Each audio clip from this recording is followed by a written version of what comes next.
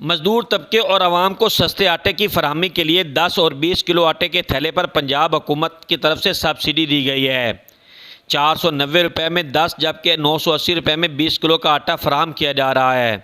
इसमें ये है ना कि 490 रुपये का ये सरकारी आटा मिल रहा है। वैसे बार इसमें काफ़ी ये महंगा था। इससे पहले जब से ये सब्सिडी शुरू हुई है 490 रुपये का यानी कि 10 किलो का मिल रहा है और 20 किलो का 980 रुपये का मिल रहा है। ज़िले इंतज़ामिया ने सरकारी पॉइंट्स के अलावा करियाना स्टोरों पर भी आटा सेल पॉइंट्स कायम कर दिए हैं, जहाँ सब्सिडी के तहत आटे की फ़रोख्त का अमल बिला तातुल जारी है।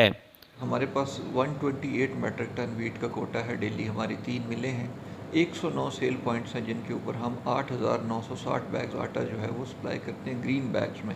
ज़िले इंतज़ामिया ने नाकिस आटा फराहम करने वाली 2 फ्लोर मिलों को जुर्माने किए, जबकि आटा सेल पॉइंट्स पर सेल समेत दीगर रिकॉर्ड दुरुस्त न रखने पर 3 दुकानों को सील कर दिया।